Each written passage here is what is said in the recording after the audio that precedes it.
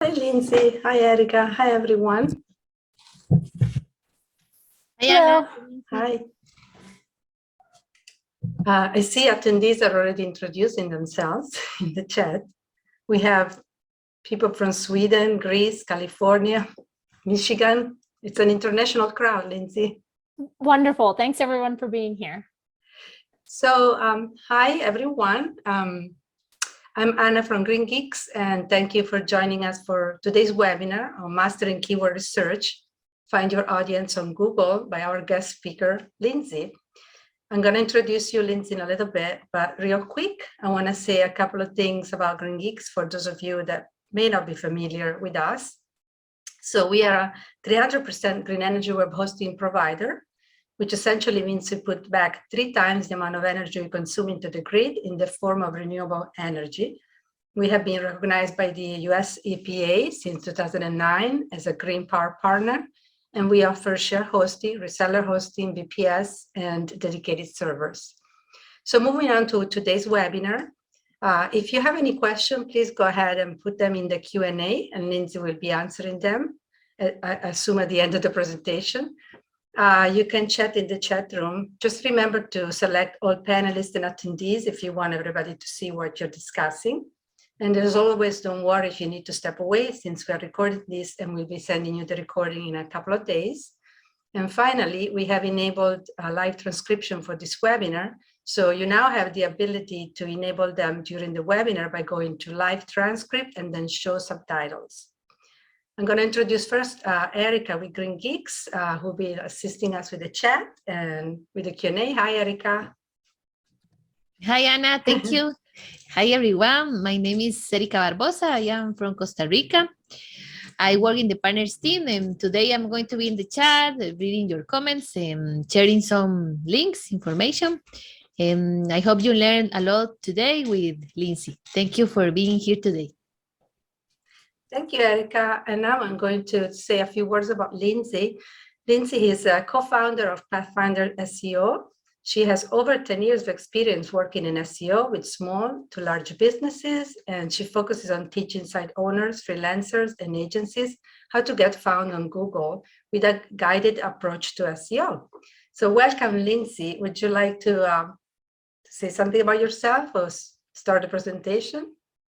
Thanks so much. Let's go ahead and start the presentation. I really appreciate the warm welcome and you all being here. Today, we are going to talk about what I think for many people is one of the most challenging parts of SEO, which is keyword research. And it's also really the foundation of your search engine marketing strategy. And so this is a great place to go if you're just getting started with search engine optimization. It's also great if you've been doing it for years and you're trying to kind of refine your skills. So I'm going to dive right in. As Anna and Erica mentioned, I'm Lindsay Halsey. I'm with Pathfinder SEO. I'm based in Basalt, Colorado, where it's quite snowy here today. And I work in SEO in kind of multiple capacities. One, offering SEO services through our search engine marketing agency called Webshine, and also providing site owners, freelancers, and agencies with a guided approach to SEO over at Pathfinder. And I spend a lot of time doing keyword research and teaching people to do keyword research. And my favorite part is that it really starts at the beginning with something you're already very familiar, which is Google and the search bar, and that we go into Google and we place a keyword or a search query into the bar to look for the things that we're looking for. And as we do kind of turn this around, our goal here is to identify the words and the phrases that your audience uses to search for your brand, your products, and your services on Google. When we take a step back and think about keyword research under the umbrella of SEO, we've done some more introductory talks about SEO with the team here at GreenGeeks. But one of the ways we like to think about SEO is in 4 pieces or 4 pillars. And the first pillar is technical SEO. This is all about how the search engines crawl and index your website. Then you get into content. This is the written word on your web pages. It could be on your blog posts. It could be your services page or your homepage. We get into on-site optimization. This is how we add context to our content. And Google really likes content and on-site optimization because it's how Google understands your expertise, what it is that your business does. And then we have this other pillar, which is off-site SEO. And this is all about what other people say about your business to extend trust and authority to that level of your expertise. So we could all go build a website around any topic based on research. And it's off-site SEO that kind of comes in and says, okay, these guys really know what they're talking about. And that comes from backlinks, links from one website to another. And it comes from your Google Maps listings and reviews and things like that online. So I back us up a step because when we're talking about keyword research, it's helpful to know, well, where am I going to apply this knowledge, what I walk away with here today? And where you really apply your keyword strategy the most is under content and on-site optimization. It's by using the words and phrases that people search for on Google in our content and in our copy and on our websites that we start to give Google that big picture understanding of what it is that our business does and what keywords we really want to rank for. So when it comes to keyword research, most people dive right into keyword research tools. And if you've worked with other SEO softwares in the past, like an SEMrush or an Ahrefs or a Moz Pro, that's usually the place you start. You start entering in a phrase into a tool. It delivers to you a volume and a competition metric, and then you decide if it fits. At Pathfinder, we actually turn keyword research into more of a process, and we take a step-by-step approach. And that is because we want to think big picture, and we want to look under the hood, and we want to look around every corner. And so that's what I'm going to teach you here today. And that process begins with identifying audience. Then we get into brainstorming. We do use keyword research tools to quantify. We evaluate, then we map, and then we track. So 6 steps. And you can reiterate on this process time and time again. So I do keyword research at the beginning of a project for a client because I want to understand their search space for the first time. And so I dive into keyword research, but I circle back around, and sometimes I do this in a very small process every time I do a blog post or something like that. Or maybe if somebody's launching a new service or launching a new product, I come back to this process and I rinse and repeat it. So mastering this ends up being probably the most valuable SEO skill you can come up with. And so that's what we're going to do here. And it all starts with audience. So there's a couple of things we want to know about your audience. We want to know who they are. So it could be demographics about your audience, like age, and maybe it could be a position in a business that they play, or an interest or something like that. Then we have the where. This is where's your customer located. For some of us, our customers are located geographically around a city or a state or a region. For others, it's country or even international. And so the where becomes much broader.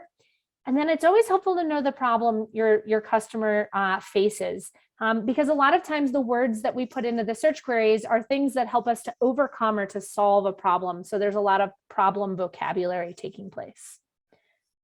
I'm going to give a quick example here, and I will say I'm going to check the chat here in a few minutes, and I'm going to be trying to pull some live examples from the audience. So if you're in an industry space and you want to throw that in the chat now or in a few minutes, I am going to go take a look, and when we get into some kind of live demo moments, I want to share that with you and get back to it. So in this example, I went with a local business. This business is located near me in the mountains of Colorado near Aspen. And it's a car service. And so if I were doing this exercise for this business, literally all I would do is scratch on a piece of paper, our target market are tourists, people that are visiting our area. This is our area, it's Aspen, Snowmass, and people coming into Denver, Colorado. And the problem they face is really around airport transport. So they fly into an airport and then they need to get to their destination. And so that's what we're trying to help them solve.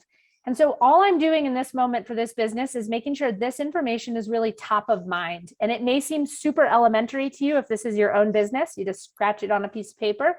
If it's one of your customers, it may be something where you ask a couple of questions to get to know their audience better, to say, hey, I really need to understand your geographic focus area better because I don't live in whatever location you're based in.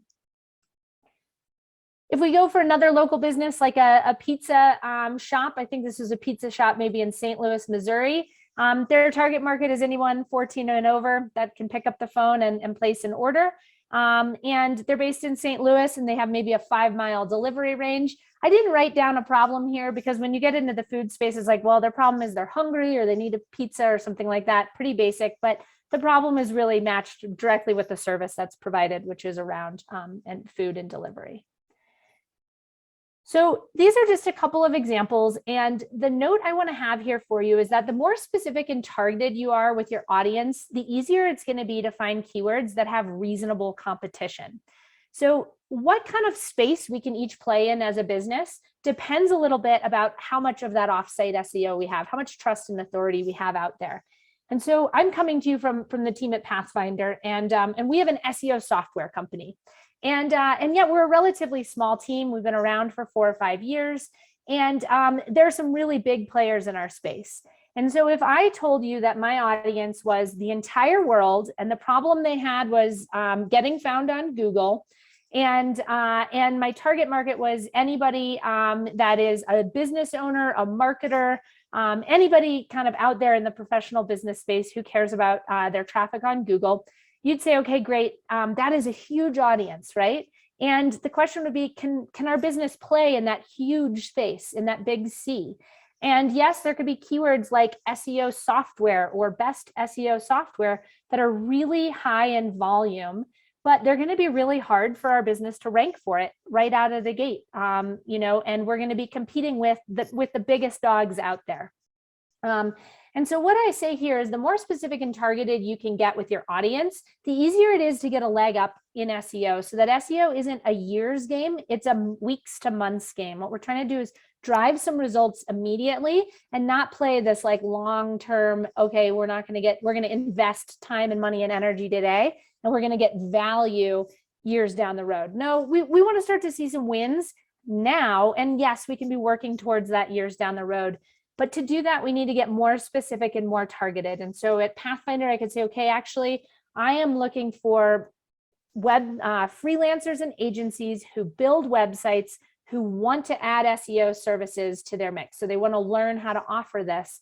And so they're actually searching around business keywords and not looking for SEO software. They're looking for other things. And it's a space we can play in. So that's one little kind of challenge to you is, yes, go big. But if you start to say, woo, the competition in that big C feels like too much, it probably is. And you might need to kind of narrow it down because we want to see results sooner than later. Awesome. So that's step 1, target audience. Step 2 is my favorite, and it's all about brainstorming. So right now, you don't need any tools or anything fancy. Again, your pen and paper will work just fine here. And what we want to do is, and we want to start thinking about the words people are searching for our business. I do have access for you, and I can drop it in the chat here so that you can make a copy of it. I have a little keyword research template. You're going to see it's super basic. It has 3 columns in it. It's a little spreadsheet. It has keywords on the left and then volume and competition. So if you like to work on pen and paper, which I do actually quite a bit when I'm brainstorming, you can stay there, but also know that we'll be sharing this little file with you so that you can do some of your work online if you prefer when you're doing your keyword research brainstorming. So let's get back into the show here, so to speak, and talk about how do we brainstorm keywords. The first place I actually go to brainstorm keywords for a site that's already live is a tool called the Google Search Console. It's a free tool from Google, and it's like your communication channel with Google.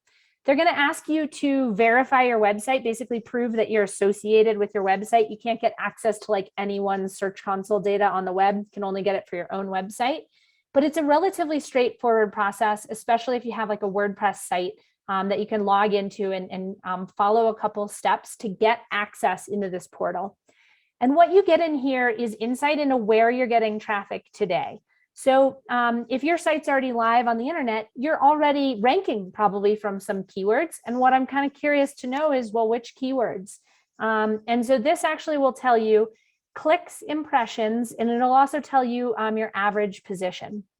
And so what's helpful here is to see impressions or searches, people going to Google and searching for that phrase, and clicks are when they come to the website. So when I actually kind of like win the traffic. And so I can see in here, if I just scan through some of these keywords, I can see that I rank well for my brand and I get most of my brand traffic. I can see I have a blog post about an SEO glossary where we capture a large percentage of the searches out there. So we get about 100 visits when there's about 400 searches. That's pretty good. We're capturing about like 25% of that market space. We write about these SEO pillars that I talked about. So we get a little traffic there. There's a touch of demand. And then I can see some big keywords that we could be doing better for. Pardon, I'm still recovering from a cold here. WordPress SEO is a great example. This is a huge keyword space, but you can see we're actually not garnering a ton of that traffic. So 27,000 searches over 3 months, that's pretty outstanding. And same with SEO business. A lot of people are out there looking for that keyword. And I talked to you earlier about how that's actually the niche that we're sort of trying to go into, helping people start their own SEO services agency. And so that could be a big, vibrant keyword space for us. So the recommendation to you is if you have a live website, check out the Google Search Console and get in there and look at that performance data so that you can kind of lift under the hood and see, hey, where are you today? And does that give you some ideas of keywords that you might actually want to try to like get better for? Because you can see the demand is there and that your ranking isn't always in a position to help. So that's a tool you can use to get started. You can also just turn to Google and start typing like 2 words. I'd call that like a seed phrase, and then see what Google does with the search suggest functionality. So if you worked in the health coach space, you could start typing in health coach, which is probably too general because there's a lot of health coaches out there. And so you're going to try to get more specific. And so you try the word for. So health coach for, and you're wondering like what people put in, and you get some ideas here. And so you're brainstorming. And when you see things here, these are avenues you want to kind of crawl down and jot down notes.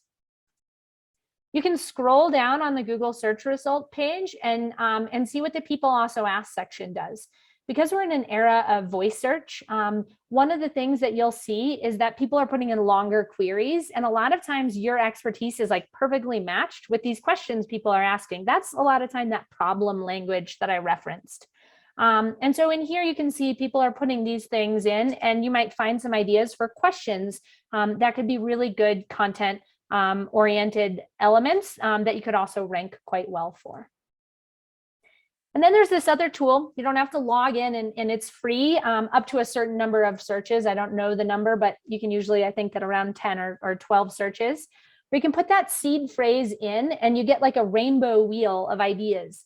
And they're going to give you questions. They're going to give you things with what, why, where, when, how. They're going to give you prepositions. So the health coach for something. And then they're going to give you comparisons like health coach versus maybe a counselor or something like that. And so these can be really great ideas. And right now you're just jotting down anything where you think your customer, your prospect could be searching for these, and it matches really well with your audience. If you're in the local keyword space, I have great news for you, which is that your keyword, your core keywords, this isn't all of your keywords, but probably the most important keywords for your business are going to be some combination of your service and product plus your location. So I was just doing keyword research for a business that's a concrete company. And so their service and business is things around concrete supplies, concrete pumping, ready mix. And then the location is each of their geographic areas that they serve. So they're cities, Austin, Texas, Houston, Texas. And so it's concrete supplier, Houston, or concrete supply in Austin. And so the keyword formula there for some of their most important keywords is quite simple. And so you want to play with that dynamic when you're brainstorming your keyword list. I want to broaden this out a touch and give you a concept to think about, or another way to think about your keywords that you're brainstorming is in a funnel. And at the bottom, you have your buy now keywords. So your buy now keywords are going to be keywords that have direct intent. They're ready to go. So let's say I search for GreenGeeks on Google. I am likely looking for their service. And so I'm in that buy space and I'm ready to go. And GreenGeeks wants to be #1 for that keyword. That goes without saying. And that space is going to be their smaller space because it's where they're already recognized by brand. But it's going to have high conversion rates. So people are going to generally engage and they're really looking for the website. So they're going to be staying on site longer. As we widen the funnel, we get into multi-word, more specific phrases. These often relate to your services and your products. So if we were at GreenGeeks, we'd be talking about green web hosting or WordPress hosting, WordPress managed hosting. So keywords that really are like, I'm pretty close to being able to hit the buy now button because I'm looking for exactly what GreenGeeks offers. But this time I didn't put their keyword, I didn't put their brand in. I just went with, I want green hosting or sustainable hosting and things like that. So that's a bigger funnel. You can imagine probably more people are searching for those phrases than the brand alone. And yet you're still really close to being ready to commit to the purchase. And then you go into the research phase. And this is going to be more generic phrases. It could be single words, or it could be just kind of more top of funnel type phrasing. And so it could be someone searching for WordPress versus Squarespace. That person is a couple of steps away from being ready for GreenGeeks, right? So they're deciding between two different platforms to build their website on, and they haven't started to think about hosting yet, but they're in audience because they're in the website space, and eventually they're going to need hosting if they go down the WordPress avenue. And so that becomes this huge funnel up top. And I think of that huge funnel up top is generally matching really well to your blog. It's where you share more general expertise. I think of the engaged space is mapping really well to your product and your service and if you're an e-commerce site, like your product category pages and things like that. And then I think of your homepage and things as matching really well to your brand, or just like that really specific phrase that describes what you do. So I'm trying to give you kind of different lenses and different ways to approach keyword research, because it's a bit of an art and a science. And it's something that you kind of just got to get your hands wet with and start Googling and typing. And that's what I want to do with you guys right now for a few minutes. I can see in the chat, and thank you all for dropping in these quick links for people so that they can access a lot of the things we're talking about.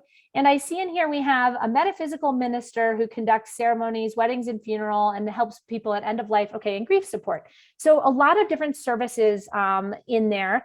And so we can just come into this keyword space from a big picture space. It's not a keyword space I've ever researched before. And so when I'm in this space, I just start typing in the keywords. And so I'm going to grab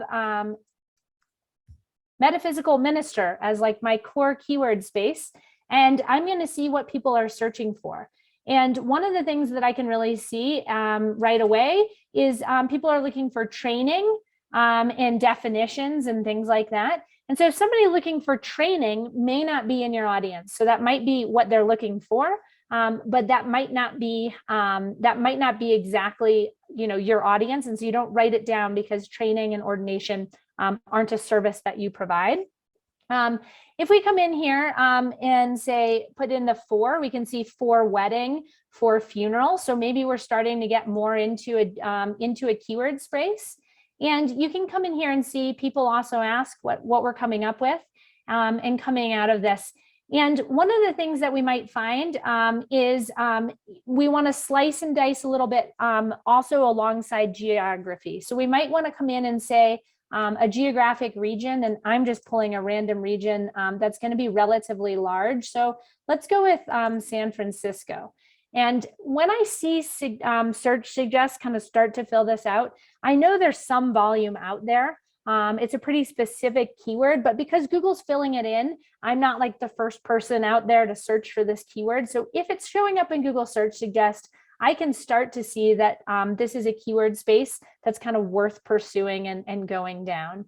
I can also start to pull things out and say, okay, maybe this is getting really narrow when we go down the metaphysical space. And so maybe I'm going to go down and try some of these other, phrases. And so I'm going to say minister, let's see, I'm just going to copy minister for weddings.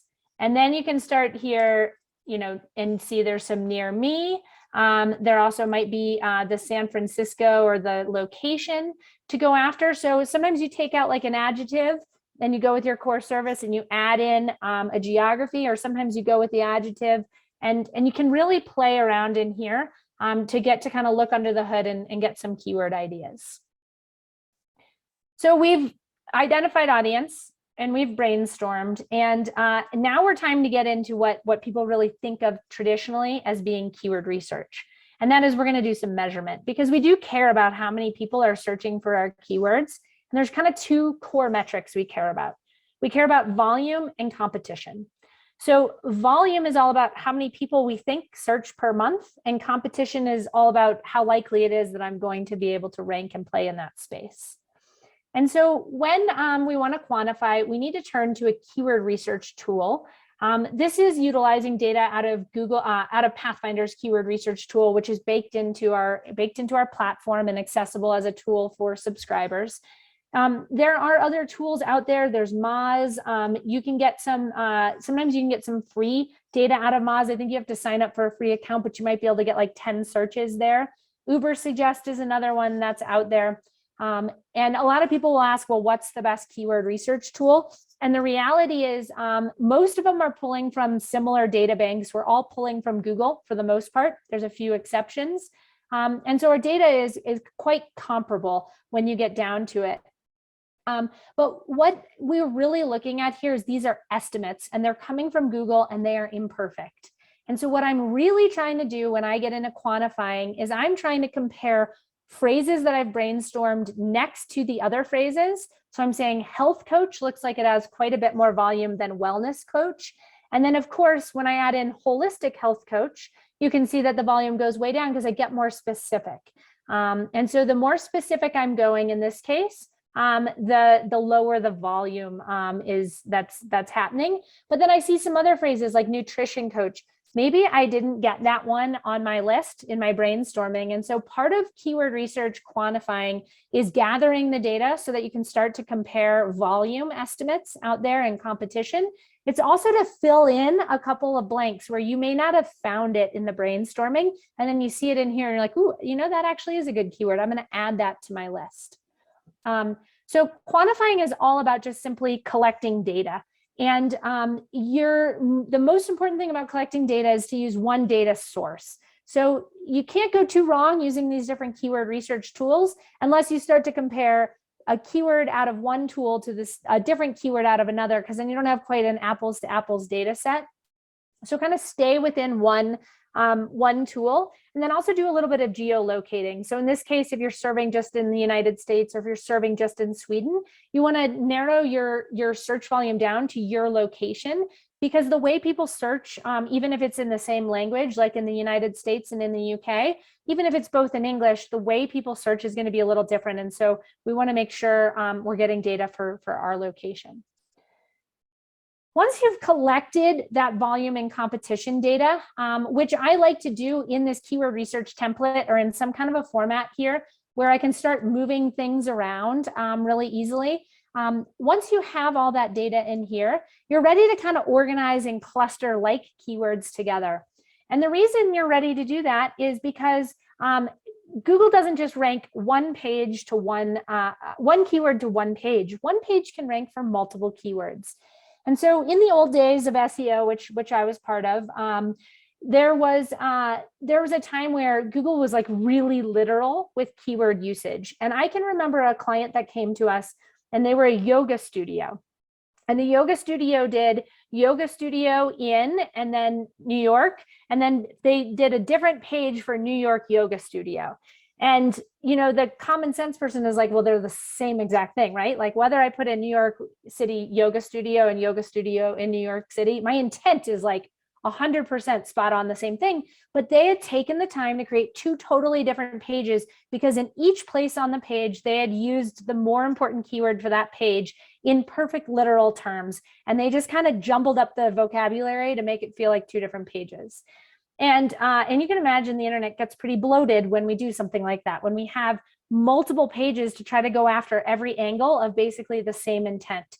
And so when we're clustering our keywords, we are thinking a lot about intent and like what page would someone land on our website if they were to search for these keywords. And so if you have multiple services, for instance, like if I go back to the concrete company, they have concrete supply, they have concrete pumping, and then they have ready mix, which is some kind of I'm not a concrete person, so something you mix up yourself. So they have 3 different pages. And so those keywords I'm going to cluster into 3 different groups. And then I can ultimately map each one of those to the applicable service page on their site. Then you can take the most overarching keywords and kind of map them over to your homepage. And so this is another fun part of keyword research, because we're getting organized and we're starting to kind of see strategy come out of this. When we just have keywords in one raw list, that's not very strategic. But when we start to group them together, we get strategic, and then we can also start to evaluate them more. And so here's an example of what that looks like. If we continue to play around in that health space, we can see that if you were a health coach and you were based in Austin, Texas, maybe you were going after keywords that for your homepage that are all direct intent: Austin health coach, wellness coach Austin, health coach in Austin, a subset like that. But then along the way, you discovered some things that you've written about on your blog, these kind of upper funnel type keywords.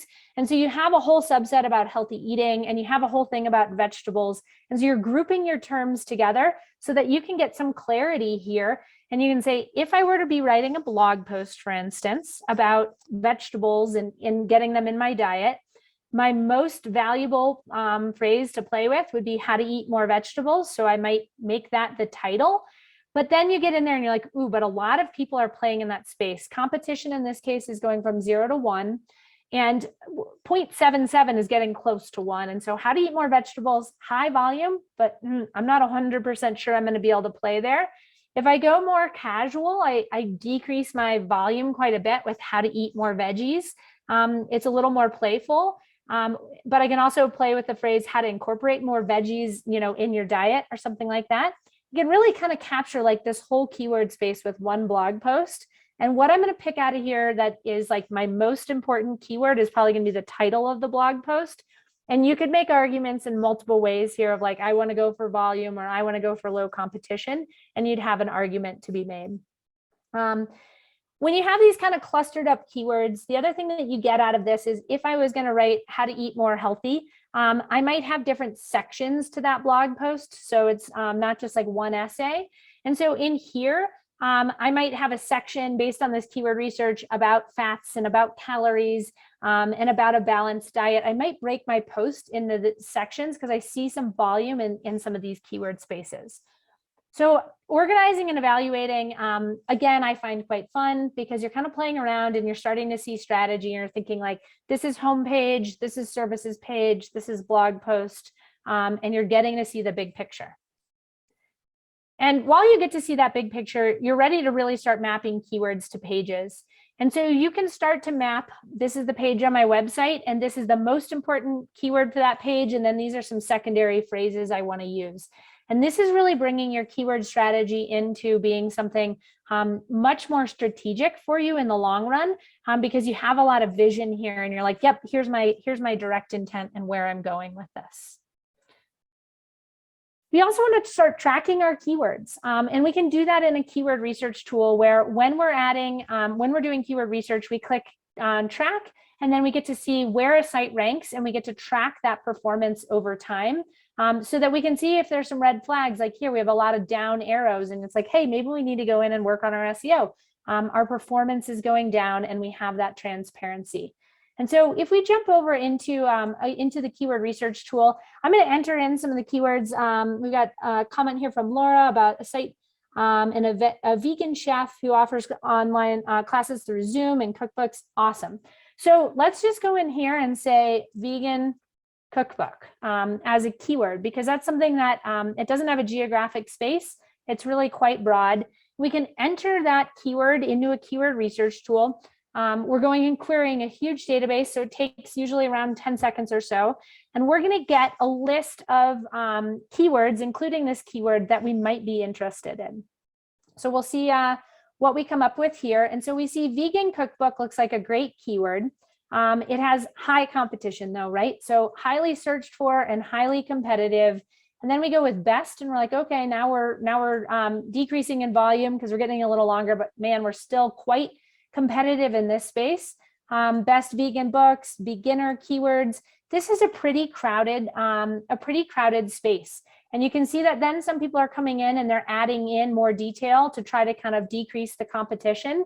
But there's quite a bit of volume out there. And so there's also quite a bit of competition. And so these would be keywords that you would add to your list because yes, they're good. So adding to a list in this case is as simple as just checking a box, and we'll start tracking keywords. But if this is a relatively new site, this is going to be a hard keyword space to play in right out of the gate because it is so competitive. And so now we're going to want to go and try to come up with other things like vegan. Let's try vegan cooking class online. So we're getting pretty specific. I think we're going to way shrink down our keyword space, and we're going to go and collect volume for that. And then I also see the one-on-one counseling. And so you have all these different components of your sister's specialty. Essentially, you've got the piece about the classes, you have the piece about the cookbooks, and you have the piece about the counseling. And so you want to go down each of those rabbit holes, so to speak, to try to find some opportunities there. And so here we're like, okay, this is starting to feel good. The competition came down a little bit. I love this one where you start to move into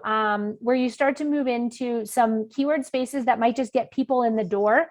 So maybe your sister does to get people into her mix, like once a month free cooking class or something like that as a lead gen opportunity.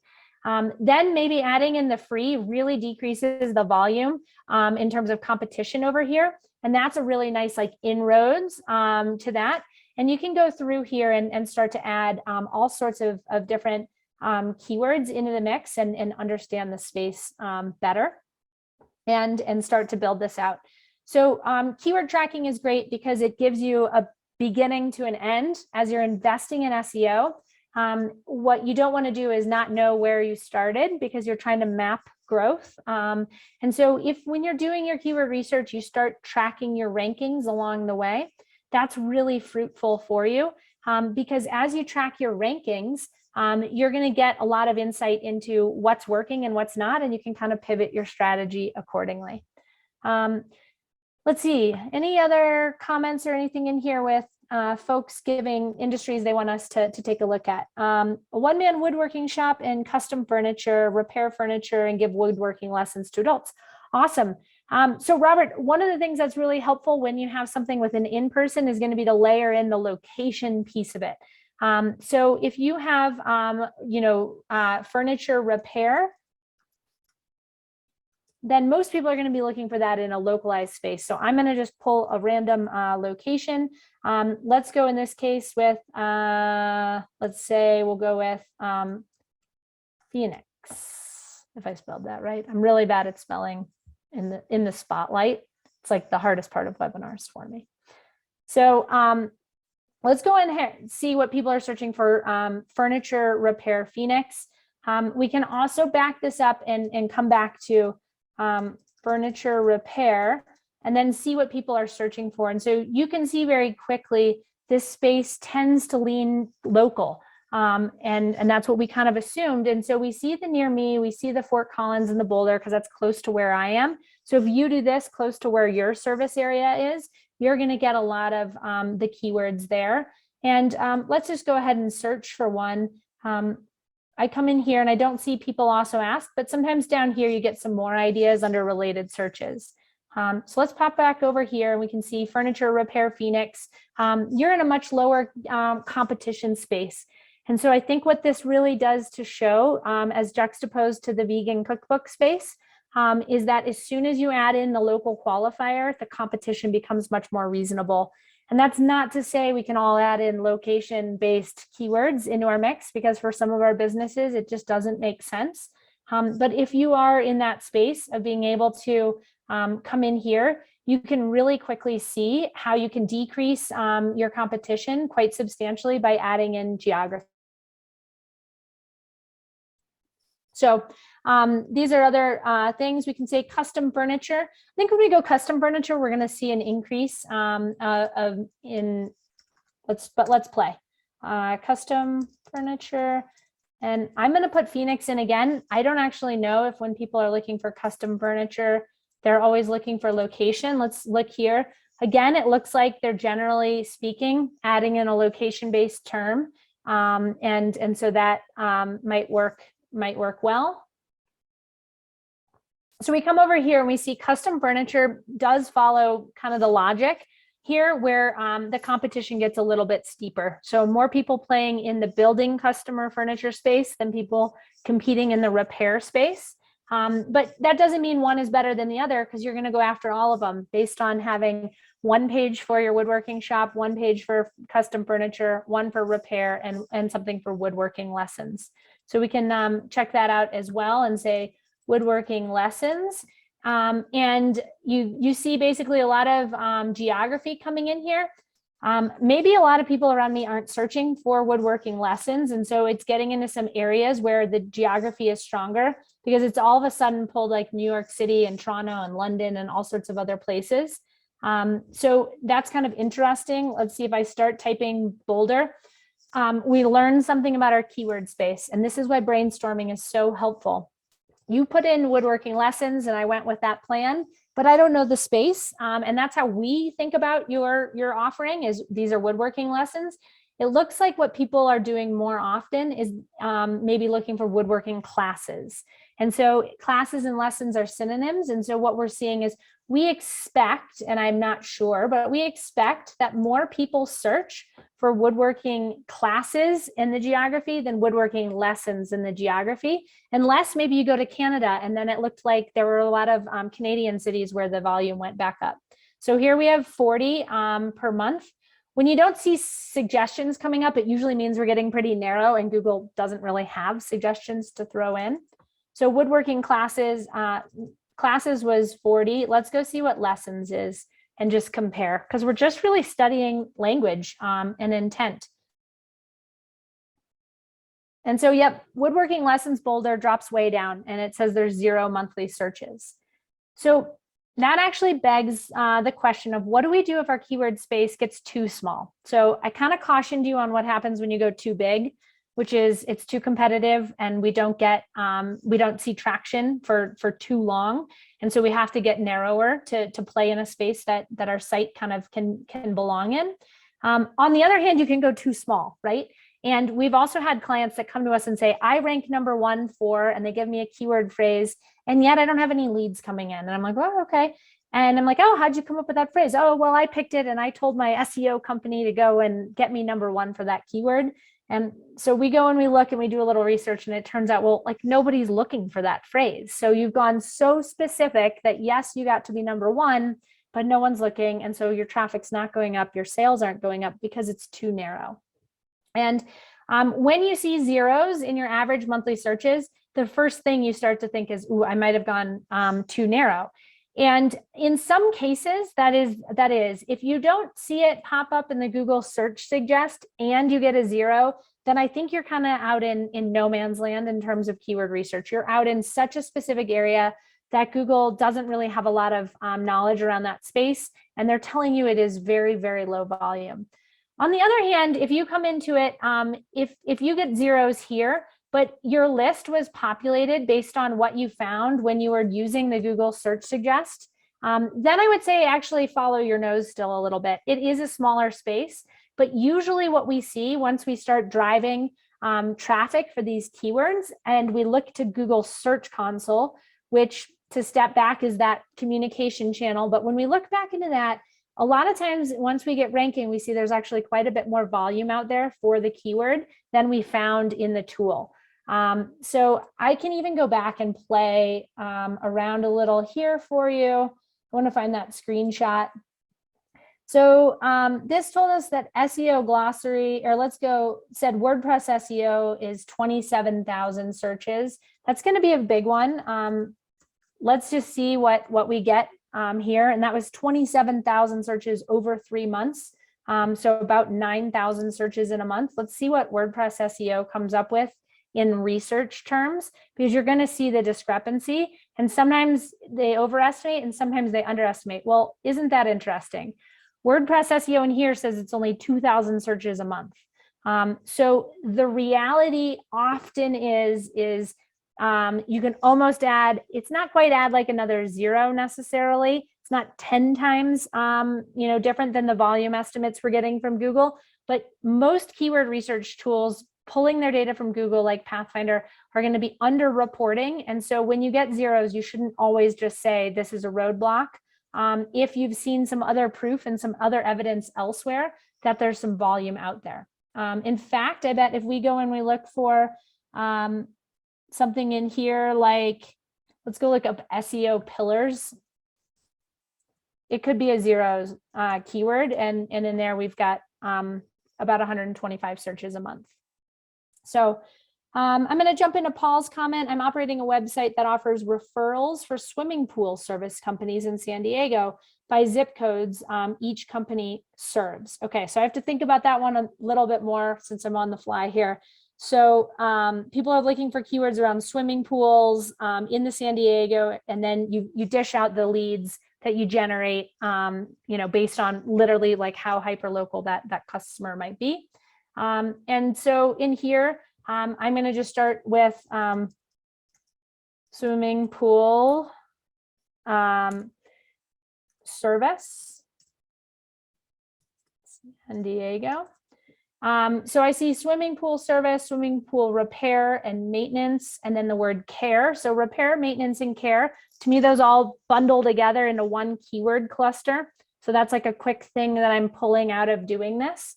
And so that's interesting. I don't know the names of neighborhoods in San Diego, but I do know when you get into broader cities, a lot of people get really hyper local with their searches, and they don't just put the city they're in, they actually put this area within San Diego, which relates to your zip codes. If I say like new swimming pool construction in here, it doesn't really appear to be pulling up a lot of keywords. And I think it's because I don't know the swimming pool space. I think putting in swimming pool is maybe a little old fashioned. People are putting in just the word pool, so they're abbreviating. And I get that because I'm looking at this and I can see pool design. So pool design might, San Diego pools. So I think if we just do pools San Diego, we start to get into a much broader space. I love this space in terms of the blogging opportunity because, and we kind of knew this in advance, a lot of people would do brainstorming around cost, and then like what's the best month maybe to install and things like that. So you can see that these would be all really good blog post topics down in the people also ask section, because these are all things that like your customer is asking for before they actually might reach out for a lead. So they're coming in and they're saying, what is a pool cost? I'm realizing here I'm following the chat and I'm not doing a good job following the Q&A. And so I do have a few more slides, but I like to try to keep this as dynamic as possible because I of course wish we were all in one conference room together, chatting in real life. But let me go to the QA for a second and just make sure I can answer some questions. Can I buy keywords? Yeah, you can buy keywords and you buy keywords via Google Ads. And so when you think about buying keywords, that is where you say, okay, I'm going to go and I'm going to pay Google for traffic to my website.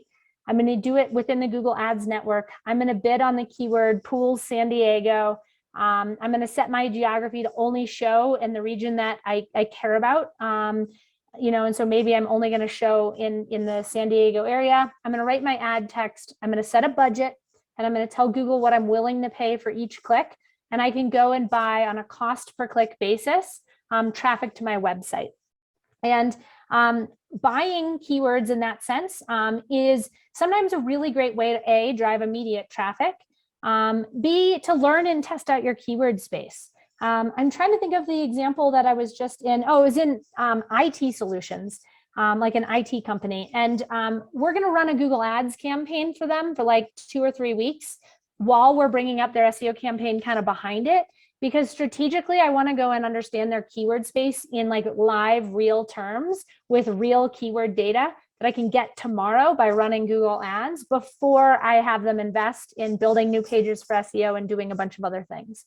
And so sometimes when the keyword space has some questions. We use Google Ads experimentally, and sometimes we use Google Ads alongside SEO because it's so immediate and it's so direct intent. You pick the keywords and you learn what they cost, and then you can buy them. Let's see, it says, I got confused with your last slide. Unfortunately, I ran through it so fast, I don't know which slide. So if you follow up with more detail there, I'm happy to get back. What are the numbers representing competition? Is 2 better or worse than 8? Yes, so when it comes to competition in our tool, 0 is low competition and 1 is high competition. Every tool runs things a little bit differently, but generally speaking, the lower the number, the lower the competition. I would not recommend investing in a strategy of constantly just hunting for high volume, low competition keywords. That used to be a pretty common SEO strategy, to be the one to discover that keyword space. There's so much happening out there in terms of content and SEO that you're not really often going to find high volume and low competition in too many spaces. Let's see. Something about changing, they rank sites for searches.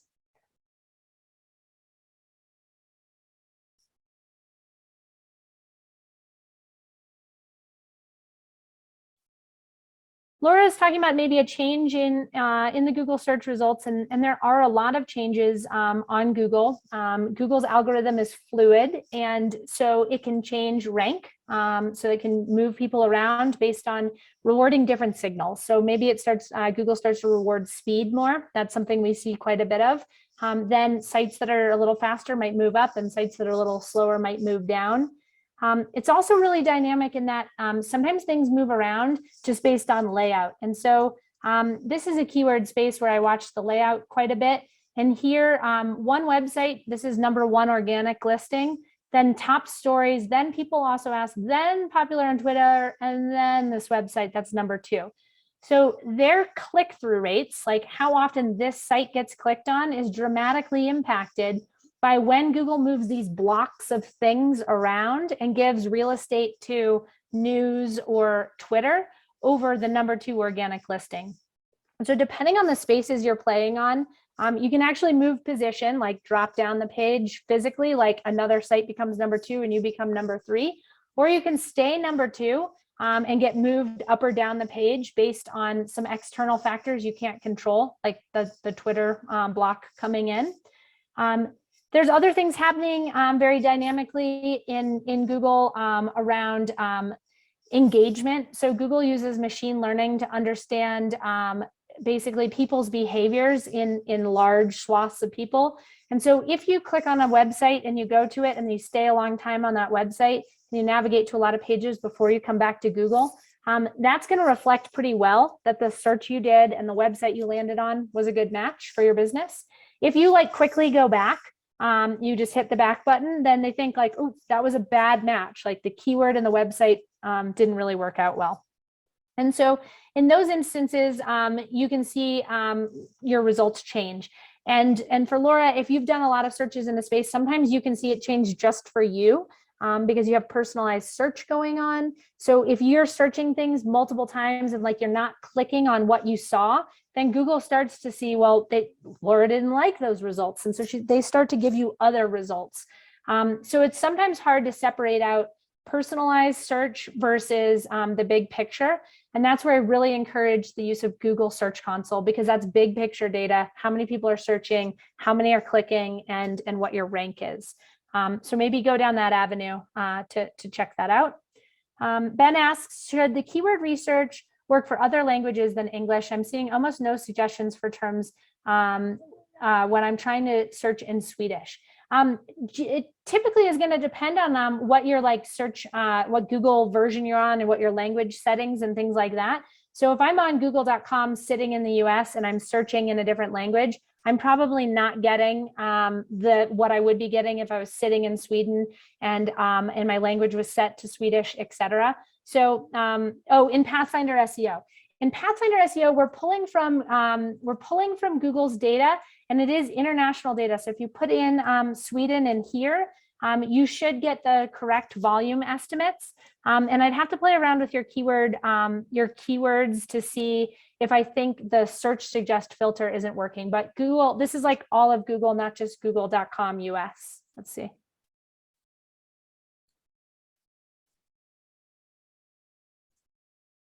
I have to go see. I'll do a Google Translate to know what that word is in English.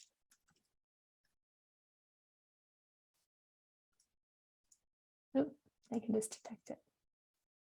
Organic clothing, so pretty big keyword space, and that comes in pretty low and pretty low competition. I'll go and check with our developers and see if they see anything there, because that does seem quite a bit low, unless organic isn't really the right word, but I would expect to see quite a bit more volume there, and agree with you on that. No suggestions for other terms. Yeah, and the search suggestions should populate based on different countries and different geographies. But again, if you get into these narrower keyword spaces, then Google doesn't really suggest more keywords because you've already gotten narrow. I just don't think this is very narrow because it's 2 words and very general. So I didn't change it to Sweden now. I think that's just,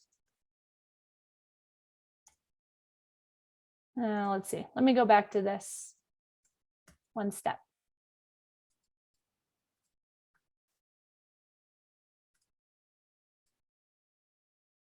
Oh, there you go. You caught the issue. I put it in the US. So only 10 people a month are searching in the US. But if you go and you actually geolocate to Sweden, so it didn't stick my first search. If you geolocate, then that volume goes up. And I'll have to look into why you're not seeing suggestions there. We can look at the direct data from Google and see why Google's not giving any other recommendations.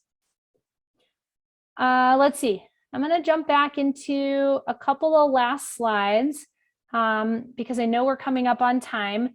We answered a common question: what if my keyword space is small? And then the thing we didn't talk about are near me searches. And so with near me searches, we need to look for trends in the general keywords. And anytime we have a geographic area, like I'm a pizza shop, we're going to have people put in pizza shop St. Louis, and we're going to also have people put in pizza shop in just near me, or just pizza shop, and let Google figure out what I want is near me.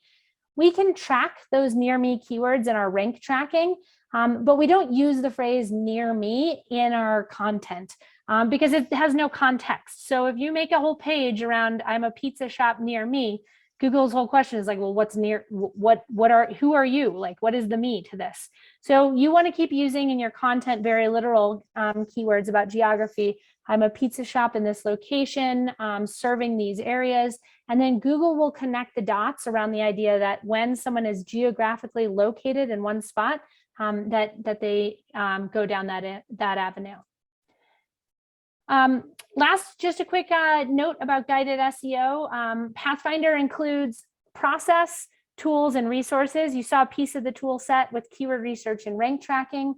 We also have process, so we teach people how to do SEO in a step-by-step manner, following an SEO checklist and ongoing SEO lessons. And then we have a really heavy resource, which is one-on-one coaching. So you can meet one-on-one and get your questions answered and work through the art part of what isn't always science with SEO and get feedback on like, hey, do I have enough keywords, or what do you think of the keyword space, etc.